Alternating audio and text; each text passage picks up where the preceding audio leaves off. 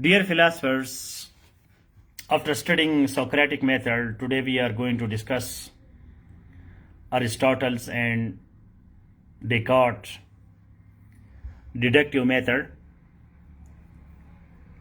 Why I started from Aristotle? Because that comes in the historic sequence. Though our formula of logic in the CSS philosophy syllabus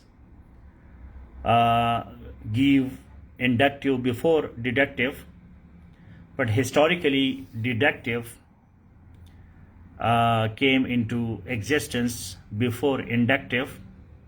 That's why we will be discussing first deductive, and in the next lecture we will be talking about inductive.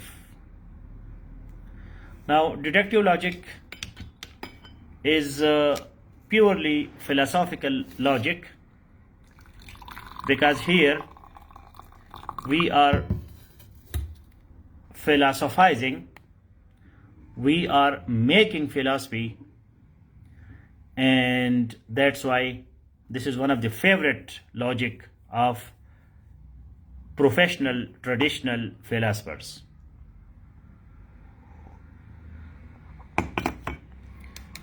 In this regard, we will be discussing deductive logic. Hamid Kakad, can you please share the link of this lecture in the 3 WhatsApp groups and save to ongoing philosophy class? Please write this: ongoing philosophy class. There is an option of copy, and share it in the 3 WhatsApp groups and save to. Once you do it, so please let me know. Right there, ongoing philosophy class.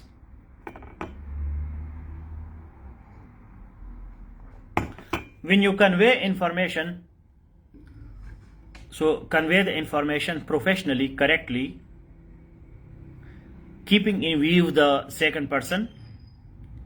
If somebody is not interested in philosophy, so that person will not be disturbed. If you just share the link, so people may be confused, what is this? If you just write ongoing class in the link, again people will be confused. If you write ongoing philosophy class and then the link, so that is philosophical, systematic, organized action. One of the benefits of philosophy is that it makes you organized, because your thoughts are organized. You are a cool-minded person. You are rational. You are as cool as cucumber.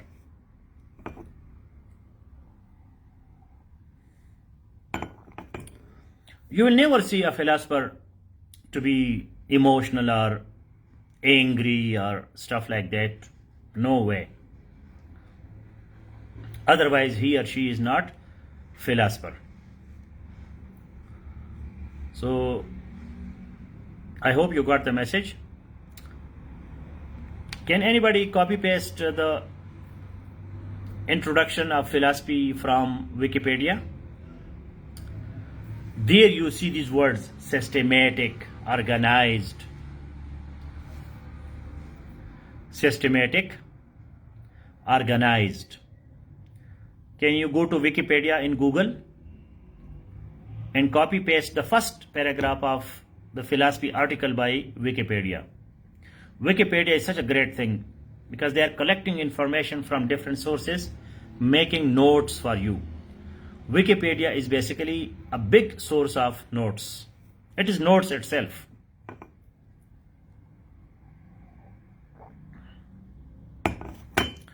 Thank you, Hamid Kakar. So now go to Wikipedia and copy paste the definition of philosophy, the first paragraph. There you see what I am talking about. मतलब लोगों को philosophy का पता नहीं कि है क्या चीज़, इसका क्या फ़ायदा है. तो फिलॉसफी जो है is the study of general and fundamental question such as those about reason, existence,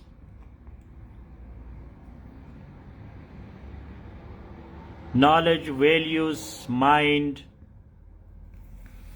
Philosophical methods include, now this is important, please copy paste it separately.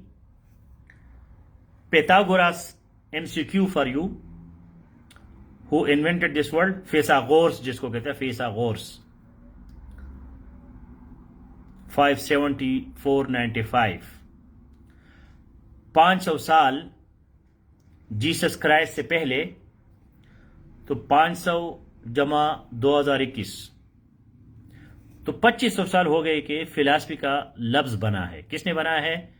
Pythagoras ने। इंग्लिश में इसको क्या कहते हैं? पैथागोरास। तो कॉपी पे ये वाला पार्ट इसको दोबारा करें। आपके मोबाइल में अगर विकिपीडिया का ऐप हो तो फिर इसमें ये 1 2 3 8 9 ये चीज़ें नहीं आती, वो बिल्कुल सही नोट्स बन जाते हैं। तो अपने मोबाइल में विकिपीडिया का ऐप डाउनलोड करें, तो फिर इसमें ये जो आगे पीछे की चीज़ें होती है वो नहीं आती कॉपी पेस्ट करते हुए। मैं इस पार्ट में इंटरेस्टेड हूं। Philosophical methods include questioning, critical discussion, rational argument and systematic presentation. आपने देखा कि यहां क्या लिखा है? Philosophical methods include questioning, critical discussion, rational argument and systematic presentation.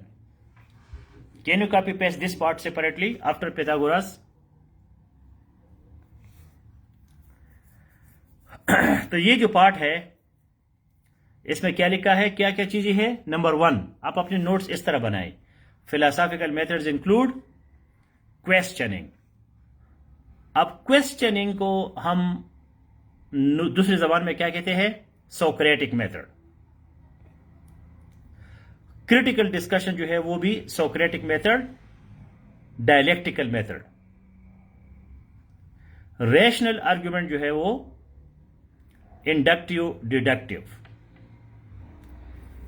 एक चीज जो यहां ज्यादा है दैट इज सिस्टमैटिक प्रेजेंटेशन। तो फलसफे के क्या मेथड है? जैसे कि साइंस का मेथड है। Anybody can tell me science method? Scientific method क्या है? साइंस का अपना मेथड है, लिटरेचर का अपना है, रिलीजन का अपना है। ठीक है, हर चीज का अपना एक मेथड होता है। रिलीजन का मेथड क्या है जी? खुदा ने पैगंबर को कहा, पैगंबर ने लोगों को कहा, रिविलेशन। वही मजहब जो है किस तरह चलता है? खुदा, वही, पैगंबर, जिब्राइल, हदीस, कुरान, बाइबल, ये रिलीजन के मेथड्स है। मजहब के मेथड्स क्या है? बेसिकली रिविलेशन, वही। साइंस का क्या है? ऑब्जर्वेशन, एक्सपेरिमेंट, लॉ, फार्मूले। तो वो साइंस का अपना मेथड्स है। साइंस किस तरह काम करता है? साइंस का अपना एक तरीकाकार है। मजहब का तरीकाकार क्या है? तो फिलॉसफी किस तरह अपना काम करती है? तो फिलॉसफी अपना काम करती है क्वेश्चनिंग। फिलॉसफर क्वेश्चन करेगा, व्हाट, व्हाई, हाउ, व्हेन, क्यों। आज ये बताओ आपकी बिलीफ क्यों है? मजहब में आपसे ये नहीं पूछा था कि आपका ये बिलीफ क्यों है। मजहब आपको कहता है कि इस बिलीफ को रखो। ज़ालिकल किताबो ला रैब फीही, ये जो किताब है इसमें शक नहीं है। फिलॉसफी शक करती है, इस वजह से क्वेश्चन करती है। ये बहुत इंपॉर्टेंट चीज है। फिलॉसफी जो है वो शक करती है, स्केप्टिसिज्म करती है। ज़ालिकल फलसफा रैब फीही,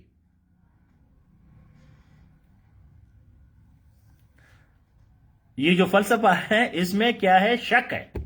शक की बुनियाद पे तो खड़ा है।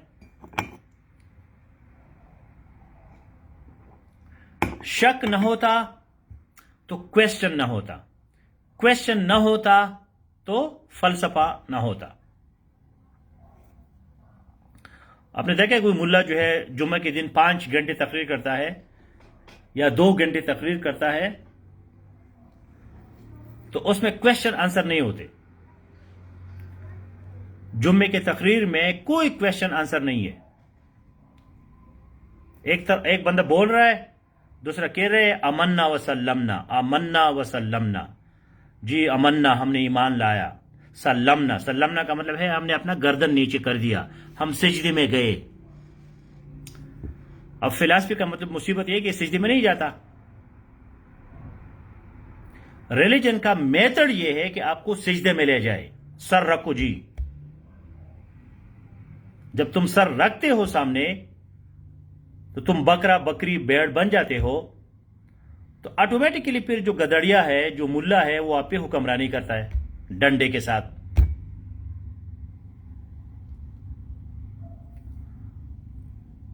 मजहब का मेथड यह है कि आपको गिराए, आपको जमीन पे गिराए, आपसे दुआ कराए, आपसे माफी दिलवाए, आपको तौबा कराए, आपको मुजरिम बनाए कि आप बड़े गुनाहगार, हम जी बहुत गुनाहगार है जी, हम तो बस तबाह है, हमारा पता नहीं क्या होगा, हम तो बहुत कसूरवार है, हम तो जी डूब गए, बस वो बचाएगा तो बचेगा, वरना हमारा तो कोई हाल नहीं है। तो मजहब आपके माइंड में ये चीज डालता है। अब फिलॉसफी आपको ऐसा बनाता है आपको, अगर फिर नीचे नित्शे जिसको कहते हैं, निश्चय जैसे फिलॉसफी पढ़ोगे वो तो आपको कहते हैं सुपरमैन बनो, सुपर वुमन बनो, तो आपको प्राउड बनाता है। तो फिर आप किधर जो है ना गिरते हो, कोई गड़गड़ाहट, कोई आजजी, कोई जो है ये रोना धोना, ये नहीं है उधर। फिलॉसफर को आप कभी नहीं देखोगे, वो कॉन्फिडेंट होता है, रेशनल होता है, कूल होता है, सिस्टमैटिक प्रेजेंटेशन होता है उसकी बातों में। तो ये फिलोसॉफिकल मेथड्स हो गए। इस वजह से जहां मजहब होगा वहां फलसफा नहीं होगा, दोनों नहीं चल सकते, बड़ा मुश्किल काम है।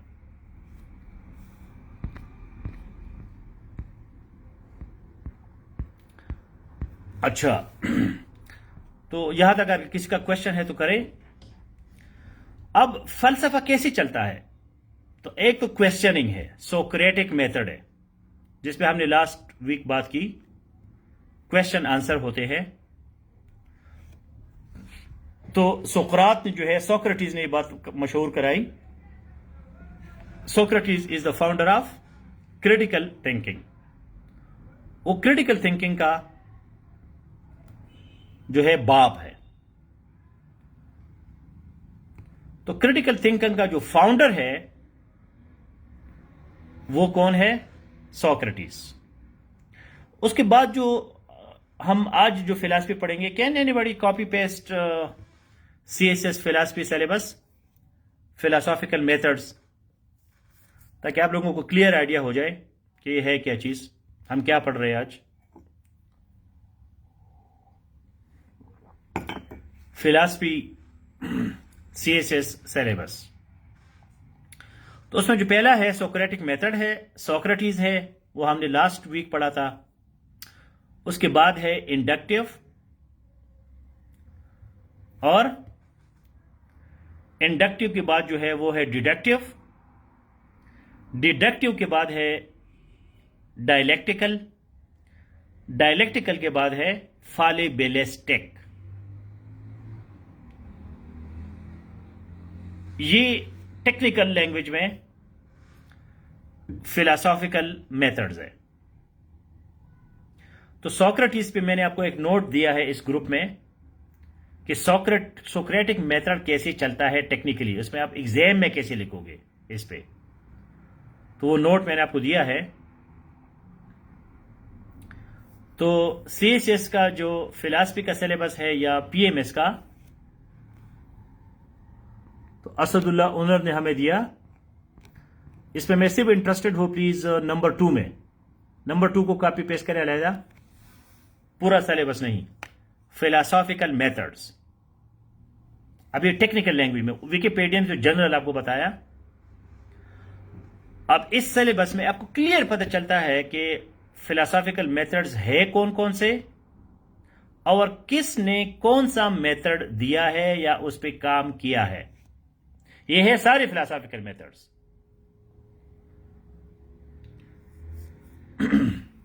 तो ये जो नंबर 2 पोर्शन है, नंबर 2 एक नंबर 3 है, नंबर 2 है, यस। नंबर 2 को जरा दोबारा अलहदा कॉपी पेस्ट करें। तो फिलोसॉफिकल मेथड्स में क्या क्या है? Socratic method, Socrates, last week. इसके बाद जो सिलेबस में है इंडक्टिव मेथड। इंडक्टिव मेथड किस पे काम किया है? बेकन और मिल। ये हमारा नेक्स्ट वीक का लेक्चर होगा। इस किताब में ऑलरेडी, इस जो क्लासरूम है इसमें ऑलरेडी मेरे पहले लेक्चर हुए हैं, लेकिन हम फिर भी इसको डिस्कस करेंगे। इस तरह डिडक्टिव मेथड पे फिर भी पहले भी लेक्चर हुए हैं और रीडिंग मटेरियल मैंने दी है, लेकिन आज हम इस पर बात करेंगे। डिडक्टिव मेथड किसने दिया है? Aristotle, Descartes. डायलेक्टिकल मेथड का फाउंडर कौन है? हेगल। फालिबिलिस्टिक मेथड का फाउंडर कौन है? Popper.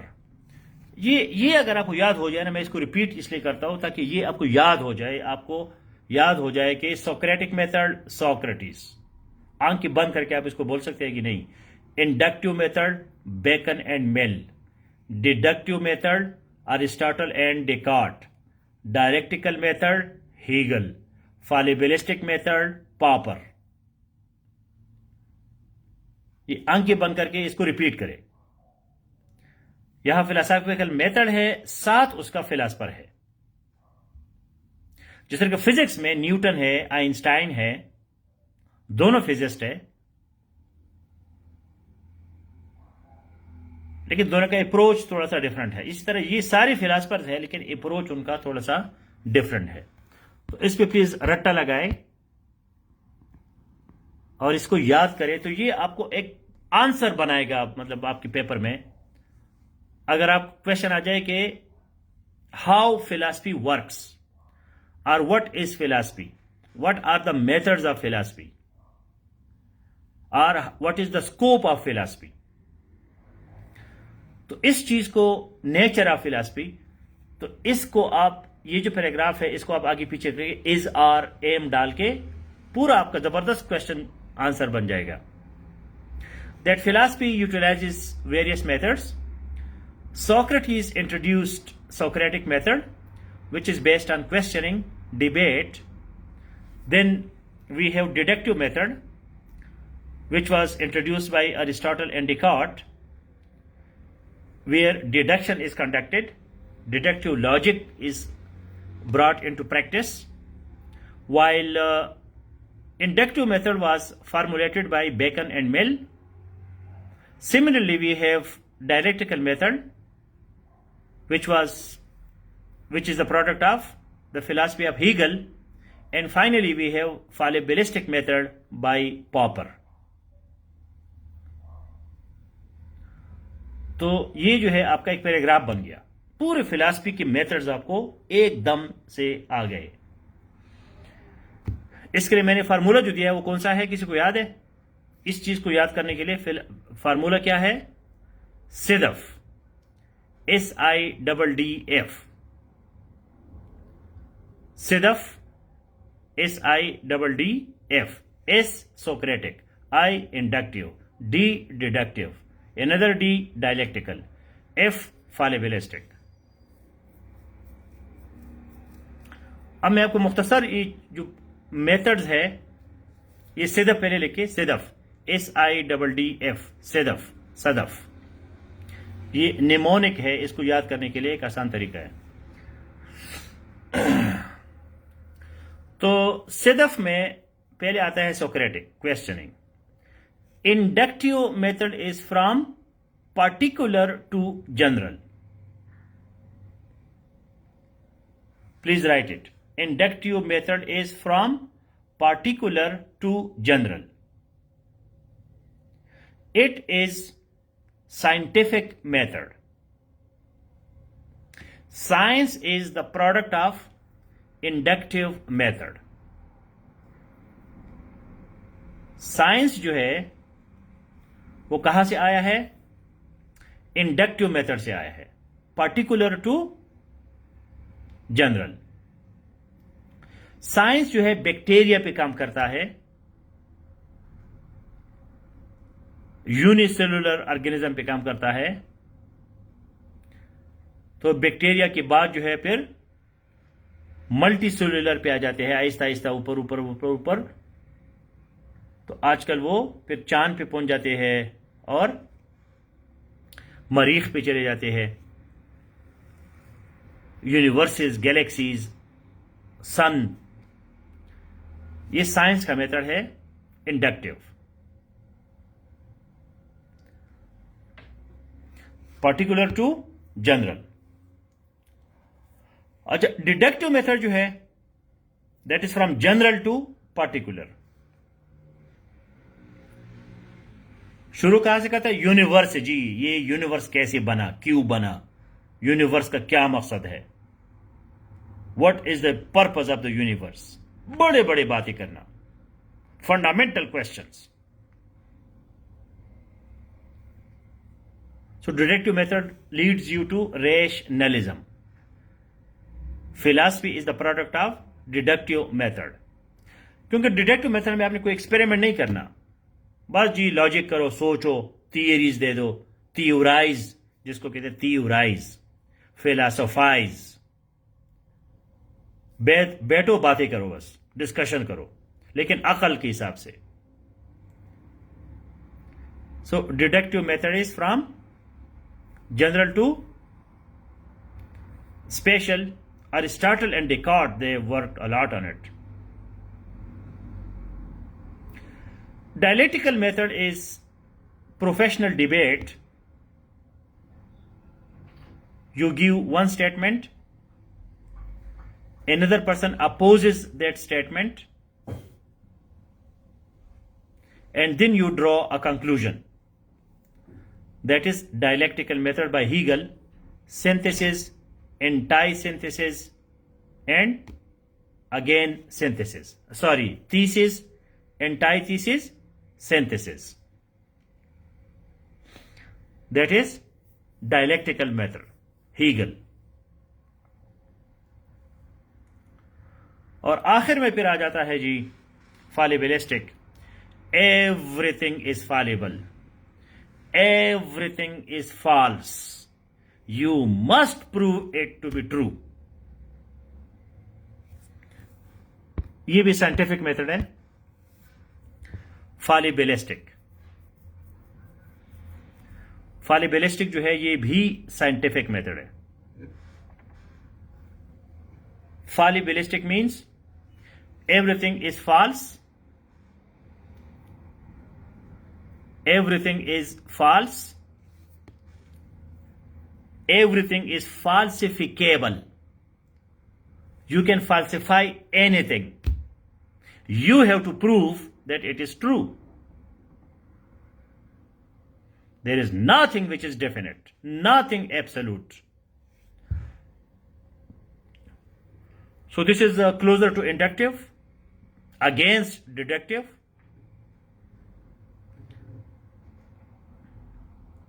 And it is highly scientific. It is highly scientific.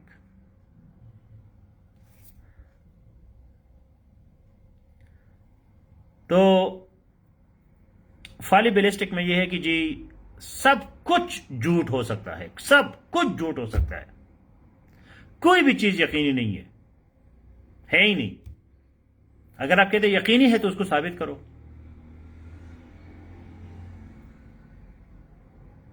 Even science जो है वो भी यकीनी नहीं है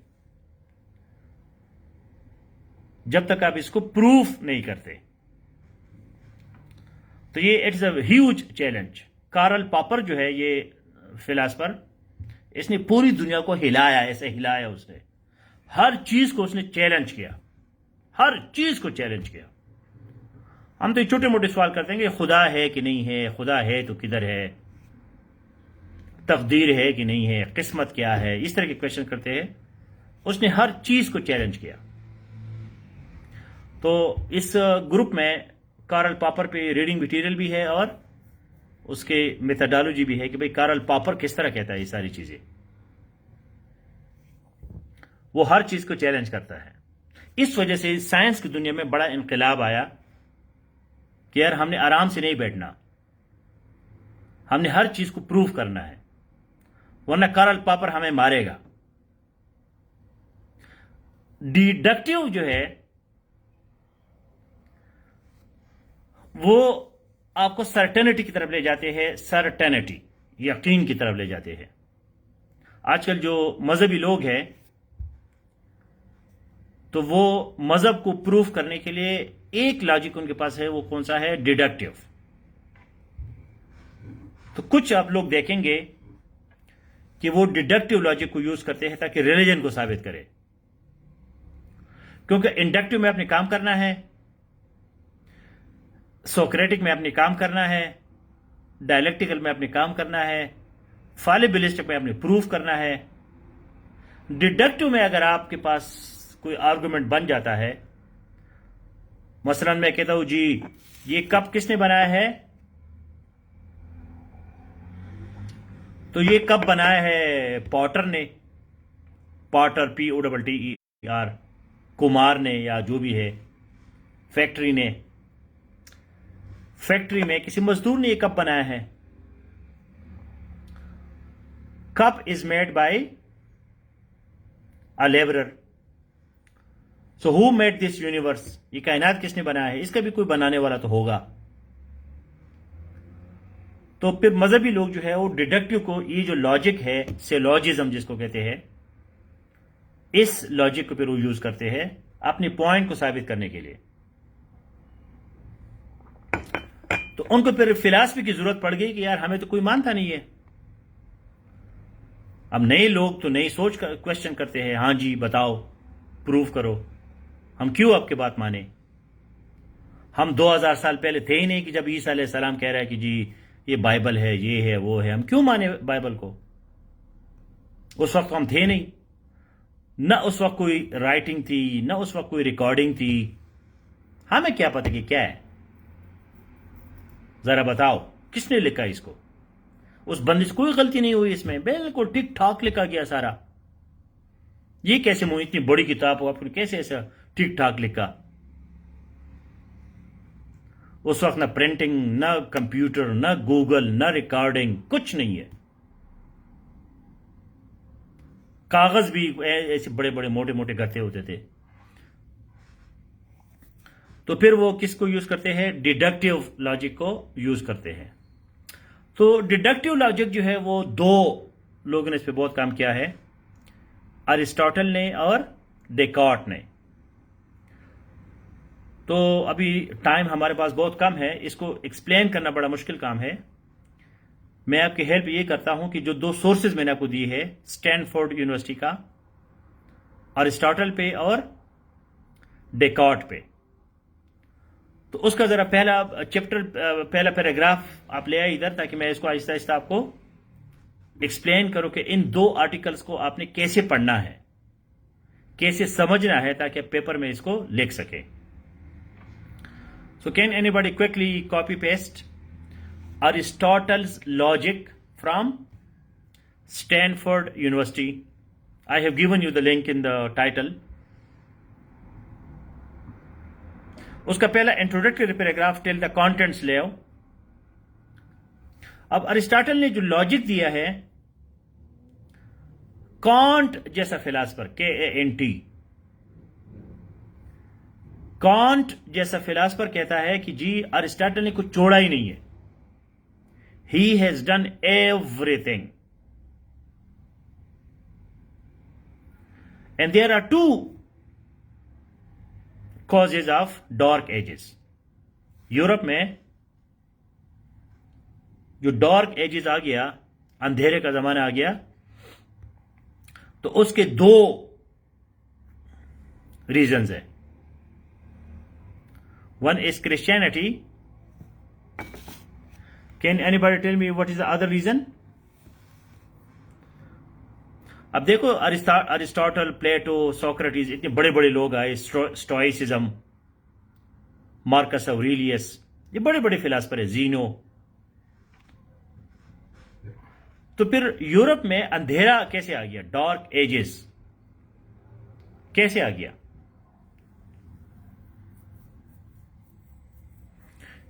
ये लोग क्यों अनपॉपुलर हो गए?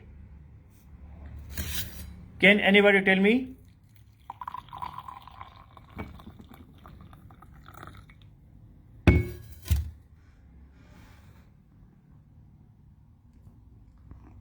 Thank you Farhan Khan and Amina Gaffar. ये मैं आपको समझाता हूं, लेकिन मुझे पहले ये पॉइंट क्लियर करा दो। डार्क एजेस,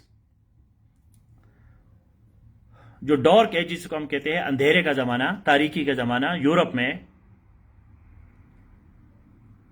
वो कब से शुरू होता है? वो तकरीबन 5D या 10D या 100D की बात, AD की बात।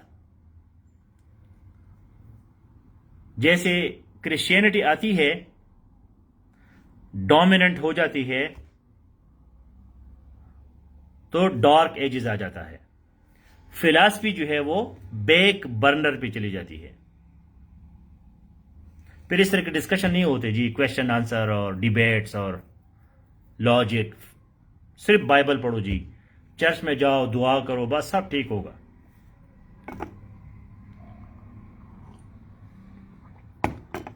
अच्छा, दूसरा रीजन जो है डार्क एजेस का, एक क्रिश्चियनिटी है, दूसरा रीजन अरिस्टोटल है। डार्क एजेस का दूसरा रीजन क्या है? अरिस्टोटल। क्योंकि अरस्तु ने इतना काम किया कि लोग समझे कि इसने सारा काम कर दिया, हमें मजीद काम करने की जरूरत नहीं है। जब क्रिश्चियनिटी आ गई और लोगों ने फिर सोच विचार शुरू किया, तो सोच विचार जो है वो खत्म, कहा वो होता था अरिस्टोटल पे, अरस्तु पे, क्योंकि इस बंदे ने कोई चीज छोड़ी नहीं है। तो लोगों ने कहा कि सारा काम तो अरिस्टोटल ने कर दिया, हम क्या करें? तो इस वजह से लोग जो है मजीद तहकीक करना उन्होंने छोड़ दिया। तो इनडायरेक्टली अरिस्टोटल भी उसका जिम्मेदार है। अरिस्टोटल को लोगों ने कहा मास्टर, द फिलासफर, यही बंदा है जी, इसने सब कुछ किया है। ये कुछ लोग कहते हैं ना, कुरान हदीस में सब कुछ है, हमें मजीद करने की जरूरत नहीं है। तो इसी तरह वहां भी लोगों ने ये बात मशहूर की, जी अरस्तु ने सब कुछ कर दिया है, पूरा फिलासफी उसने दे दिया, लॉजिक दिया है, बहुत है। इसी पैराग्राफ जो आप लोगों ने दिया है, इसमें भी ये बात लिखी है कि unparalleled influence on the history of Western thought, unparalleled. Hellenistic period. Hellenistic period क्या है? Greek period. ग्रीक जो यूनान का है उसको हेलेनिस्टिक कहते हैं, हेलेनिस्टिक। स्टोइक लॉजिक, स्टोइक का भी, स्टोइसिज्म का अपना लॉजिक है। ये जो क्रिसिपस है, क्रिसिपस जो है ये स्टोइक फिलासफर है, स्टोइक। जब सोक्रेटिस मर गया, तो सोक्रेटिस के बाद जो है, या प्लेटो के बाद, अरिस्टोटल के बाद, तीन बड़े बड़े लोग बन गए। 3 branches of philosophy, stoicism, epicureanism and scepticism. ये 3 बड़े बड़े फिलासफीज बन गई। उसमें से एक जो था वो स्टोइसिज्म। क्रिसिपस उसका बहुत बड़ा लॉजिशियन है, स्टोइक स्कूल का, स्टोइक जो मकतब एपिकर है। लेकिन बाद में जो है एंटिक्विटी में अरिस्टोटेलियन कमेंटेटर ने जब अरिस्टोटल पे काम शुरू किया, Aristotelian logic was what was transmitted to the Arabic. अरब लोगों ने इस पे बहुत काम किया। And the Latin medieval traditions, while the works of Chrysippus have not survived. Aristotle भी लोगों ने बहुत काम किया, तो इस वजह से अरिस्टोटल जो है वो बहुत पॉपुलर हो गया और बाकी लोग जो है वो इतने पॉपुलर नहीं हो गए। स्टोइसिज्म अभी दोबारा जिंदा हो गया यूरोप में, कोई 50-60 साल हो गए। दो इस पे स्पिनोजा ने भी काम किया था, स्पिनोजा और नीचे ने भी स्टोइसिज्म पे काम थोड़ा बहुत किया था, लेकिन अभी अभी जो है ना कोई 50-60 साल हो गए कि स्टोइसिज्म दोबारा जिंदा हो गया। अरिस्टोटल तो हमेशा एक्टिव रहा एकेडमिक सर्कल्स में। तो अरिस्टोटल जो है,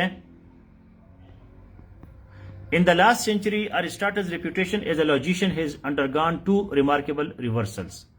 The rise of modern formal logic following the work of Frege and Russell brought with it a recognition of the many serious limitations of Aristotle's logic. अब Aristotle logic लोग perfect समझ रहे थे, लेकिन रसल वगैरह ने इस पे क्रिटिसिज्म किया। रसल तो अभी अभी मरा है, कोई 100 ईयर्स होंगे या 100 से भी कम है। तो इस वजह से जो साइंस आ गया, मैथमेटिक्स आ गया, तो उसके बाद अरिस्टोटल के लॉजिक पे लोगों ने काम शुरू किया। Scholars trained in modern former techniques have come to view Aristotle with new respect, not so much for the correctness of his results, but the remarkable similarity in spirit between much of his work and modern logic. Jonathan Lear has put it, Aristotle shares with modern logicians a fundamental interest in meta theory. His primary goal is not to offer a practical guide to argumentation, but to study the properties of inferential systems themselves. अब Aristotle का जो logic है उसमें basic point क्या है? एक तो है डिडक्टिव है। डिडक्टिव क्या है? A is equal to B, B is equal to C, so A is equal to C. इसको सेलॉजिज्म भी कहते हैं, सेलॉजिज्म, कि भाई आप एक स्टेटमेंट देते हैं, अगर वो ट्रू है, दूसरा स्टेटमेंट देते हैं वो भी ट्रू है, तो जब दो ट्रू स्टेटमेंट मिलते हैं तो थर्ड स्टेटमेंट भी ट्रू होगा। इसको सिलोजिज्म कहते हैं। मसलन मैं कहता हूं कि all Pakistanis are nice people. ये मैंने, अगर ये वाकई ट्रू है, या मैं नाइस नहीं कहता, कोई और वर्ड कहता हूं जो वाकई ट्रू हो, ऑल पाकिस्तानीज स्पीक उर्दू। अगर ये ट्रू है, मेरे मां को तो नहीं आती थी उर्दू, क्या आप कहें? All Pakistanis have national identity card. ऐसे बात जो बिल्कुल ठीक हो। अब हो सकता है बच्चों के पास ना हो नेशनल आइडेंटिटी कार्ड, तो इस आर्ग्यूमेंट को थोड़ा सा चेंज करते हैं। So we can say that all Pakistanis have the right, all adult Pakistanis have the right to cast vote in elections. अब ये मैंने एक स्टेटमेंट दिया, all adult Pakistanis have the right to cast vote in elections।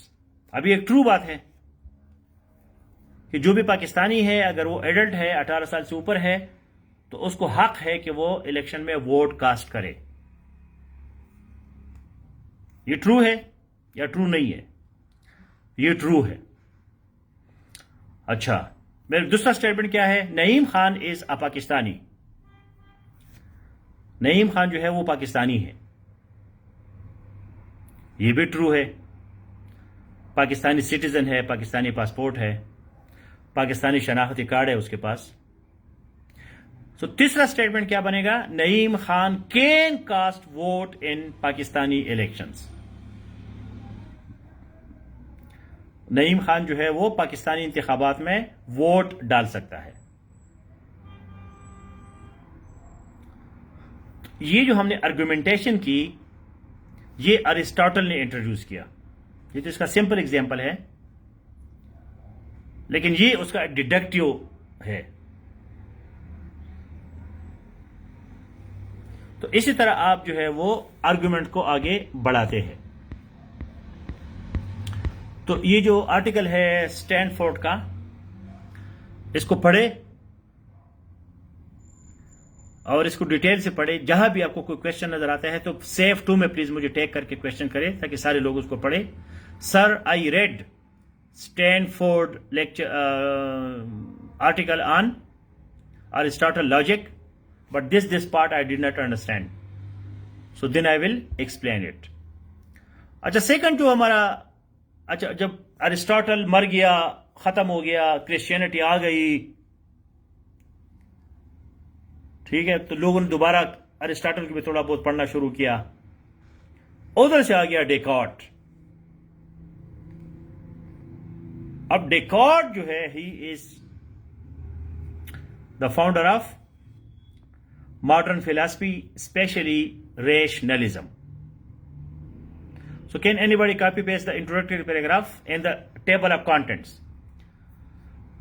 जो Descartes का Stanford में जो article है उसका इंट्रोडक्शन, साथ जो टेबल ऑफ कंटेंट्स है, क्योंकि इंट्रोडक्शन बड़ा छोटा सा है तो टेबल ऑफ कंटेंट्स को साथ कॉपी पेस्ट करें। डेकार्ट वो बंदा है जिसने फिलॉसफी की सबसे मशहूर बात की है, और वो बात क्या है कि I think therefore I exist. I think therefore I exist. ये फिलॉसफी की दुनिया की सबसे मशहूर बात है।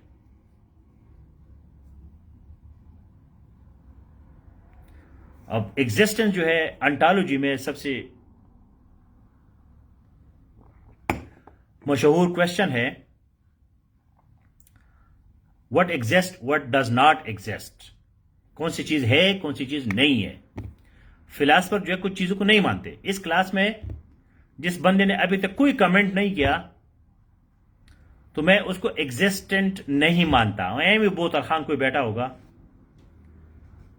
लेकिन वो इतना नहीं कर सकता कि कोई कमेंट करे किसी का नाम लिख के। आप डेकार्ट का नाम आप लिखते हैं, रेने डेकार्ट, तो ये आपकी उंगलियों से निकल जाता है। आपने डेकार्ट का नाम लिखा, तो जब आप इसके बारे में पढ़ोगे तो आपको थोड़ा बहुत याद आए, हाँ जी यार ये तो वो बंदा है जो नईम खान बता रहे थे। अब ऐसी कहानियां सुनते हैं वो, तो फिर आप एग्जाम में क्या लिखोगे। तो फिलॉसफर ऐसे बंदे को मानते ही नहीं है। तो अंटोलॉजी जो है, द स्टडी ऑफ एग्जिस्टेंस, कि कौन सी चीज एग्जिस्ट करती है, कौन सी चीज एग्जिस्ट नहीं करती। आप सेफ में 100-200 लोग हैं, कितने लोगों को मैं जानता हूं, 5, 6, 10, 15, 20, ये लोग मेरे लिए एग्जिस्ट करते हैं। बाकी कोई कहता है जी मैं आ गया, मैंने कहा जी खैर नाल आते खैर नाल जा, मुझे क्या पता तुम कौन हो, किस बाग की मूली हो।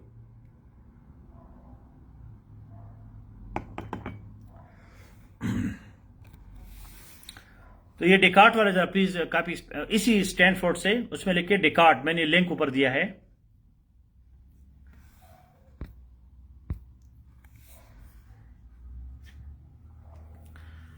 तो डेकार्ट ने ये कहा कि I think therefore I am, कि मैं क्यों हूं, बिकॉज मैं सोचता हूं, मेरी सोच है। जिस बंदे का कोई सोच है ही नहीं तो एवी एरे गैरे है। मतलब आपकी सिटी में, आपकी गांव में जिस बंदे का सोच होता है वो एग्जिस्ट करता है, एक नया सोच, नई बात।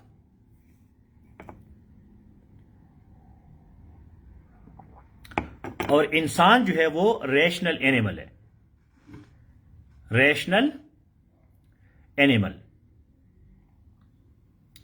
तो डेकार्ट ने पहली दफा रैशनलिज्म की बात की। उसने डिडक्टिव लॉजिक बताया कि आपने जो है, आपने अकल का इस्तेमाल करना है ताकि आपकी एग्जिस्टेंस रहे। जो लोग अकल को इस्तेमाल नहीं करते उसको लोग नहीं मानते।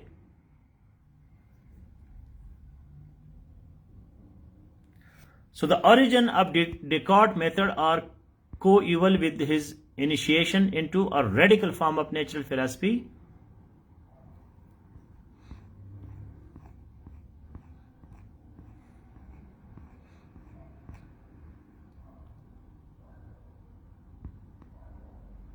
Based on the combination of mechanics, physics, and mathematics, a combination of Aristotle prescribed and that remained more or less absent in the history of science before the 17th century.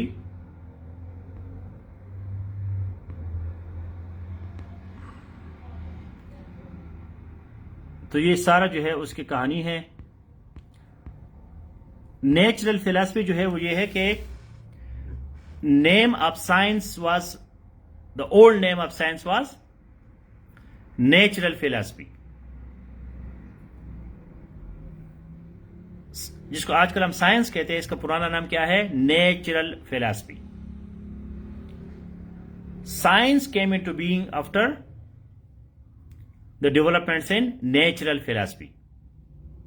तो Descartes was a natural philosopher and that's why he is both scientist and philosopher.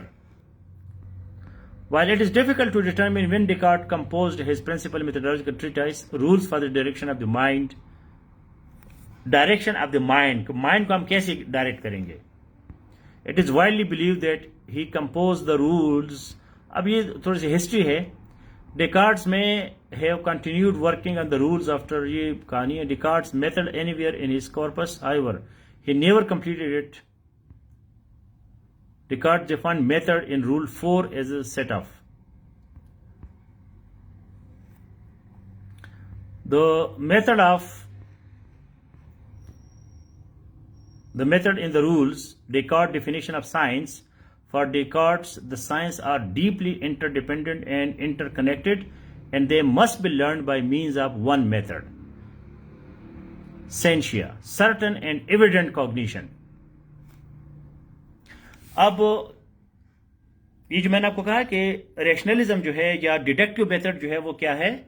Certain है, sure है। फालिबिलिस्टिक जो है वो sure नहीं है। Certain and evident cognition, cognition आपके mind के अंदर क्या चल रहा है? मेरे माइंड के अंदर ये चले जी 2 + 2 = 4, तो ये सर्टन भी है, एविडेंट भी है। मैं CSS पास करूंगा कि नहीं करूंगा, तो ये सर्टन नहीं है, ये एविडेंट नहीं है, तो ये डिडक्टिव नहीं है, तो ये लॉजिकल नहीं है, तो ये फिलोसॉफिकल नहीं है। अब मैं इसको सर्टन और एविडेंट बनाता हूं। कैसे बनाऊंगा? If I study all the topics of the CSS syllabus, I cover all the topics of all the questions of the last 5 to 10 years, and I can write on any topic, I can describe it, and I keep myself updated with current affairs, so yes, I can pass it. तो ये फिर certain and evident cognition हो जाती है। हमारे दिमाग में तो काफी चीजें चलती है, कुछ ख्वाहिशात होते हैं, तवहुमात होते हैं, सुपरस्टिशंस होते हैं, ख्वाब होते हैं। तो डेकार्ट के लॉजिक जो है फिलॉसफी उसको नहीं मानती जब तक वो सर्टन एंड एविडेंट कॉग्निशन न हो। Cognition means thought process.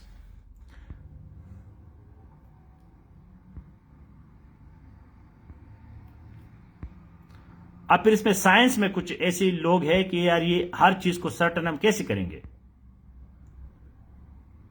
हर चीज को जो है उसको तो सर्टन करना बड़ा मुश्किल है। तो डेकार्ट का जो मेथड है वो डिडक्टिव है, अरिस्टोटल की बेस पे है, और वो आपको एक थॉट प्रोसेस देता है कि किस तरह आपका थॉट रहे। अब ये जो डिडक्टिव लॉजिक है ये माइंड के हद तक महदूद है, दिमाग के अंदर। इस वजह से ये रैशनलिज्म है। ये क्या है? रैशनलिज्म। जब हम इंडक्टिव पढ़ेंगे या इससे पहले हमने क्या पढ़ा है, सोक्रेटिक। तो सोक्रेटिक में क्या है कि दो लोग लगे हुए, डायलॉग है। डिडक्टिव में सिर्फ दिमाग है, कॉग्निशन।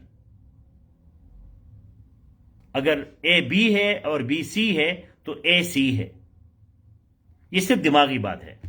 इस वजह से मैथमेटिक्स वगैरह या लॉजिक में डिडक्टिव लॉजिक जो है वो ज्यादा मकबूल है।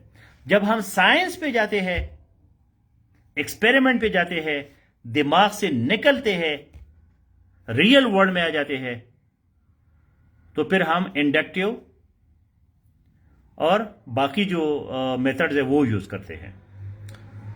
सो I hope you got the basic information. अभी आपने ये करना है कि ये जो पूरा वीक है, जब भी आपको टाइम मिले, ये 2 आर्टिकल स्टैनफोर्ड यूनिवर्सिटी का पढ़े, डेकार्ट पे और अरिस्टोटल पे। जहां जहां आपको समझ नहीं आती, so please ask me questions in safe 2। ये हमारा वीकली चैलेंज है कि हम अरिस्टोटल और डेकार्ट को दोनों को सही सही समझे। अभी अगर क्विक क्वेश्चन है तो you can ask.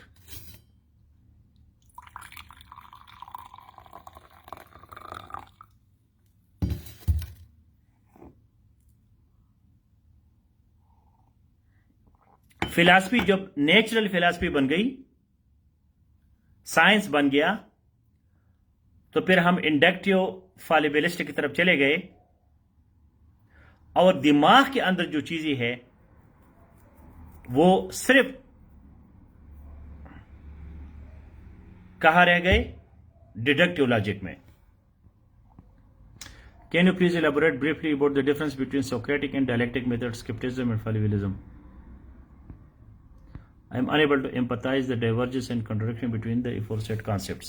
I have given you lectures as well as reading material on these questions, on these important terminologies, but very briefly,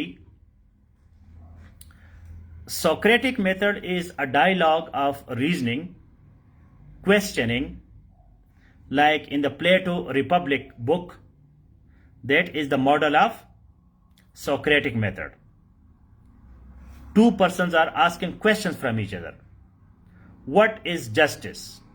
What is government? What is state? And the other responding. And then the other objecting. And then finally they draw conclusion. That is Socratic method. It was the pure start of beginning of philosophy, critical thinking. Dialectical method is basically a sophisticated form of Socratic method. Very sophisticated, scientific, systematic, organized. Here you have to give a proper thesis, statement. And the other has to give antithesis. And then you draw a conclusion which is synthesis. In dialectical method, the basic purpose is to establish the truth. What is the truth? Socratic method was applied only to education, only to philosophy. Dialectical method was applied to sociology. It was applied to psychology.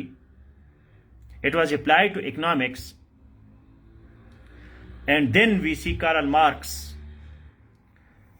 that the clash in society between two classes create a third option, and that third option is communism. There are rich people, there are poor people, rich and poor clash, and then we get dialectical materialism. So Karl Marx got this idea from Hegel.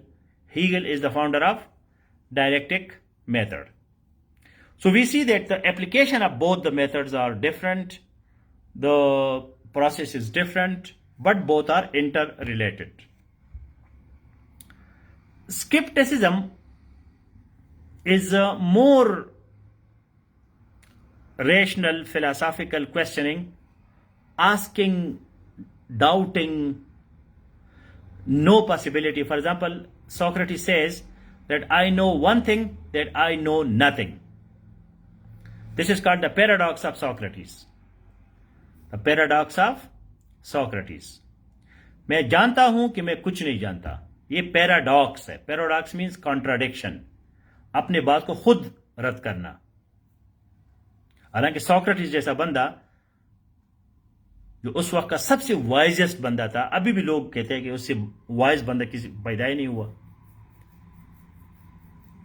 प्लेटो जिस तरह भी है वो Socrates की वजह से है.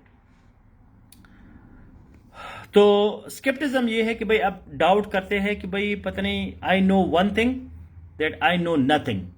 ये जानना बड़ा मुश्किल काम है जी. Knowledge is so difficult.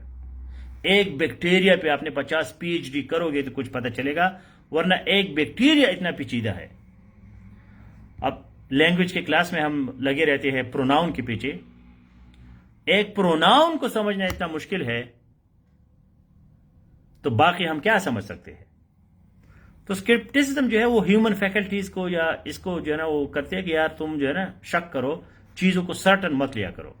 फालिबिलिज्म भी वही चीज कहती है. लेकिन फालिबिलिज्म का जो मेथोडोलॉजी है वो क्या है? फाल्सिफिकेशन, फाल्सिफिकेशनिज्म. फाल्सिफाई करो चीजों को और फिर दूसरे को कहो जी प्रूफ करो इसको. अगर आप इसको प्रूफ कर सकते हैं तो वो ट्रू हो सकता है, वरना हर चीज फाल्स है.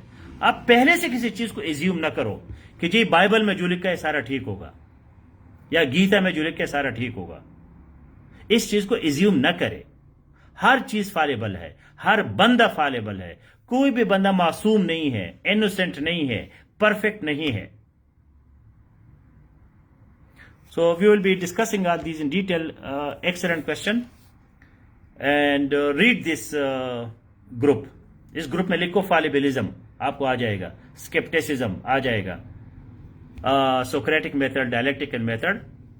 तो ये तमाम इंटर रिलेटेड है, लेकिन थोड़ा थोड़ा सा डिफरेंस है इसमें. So all the best.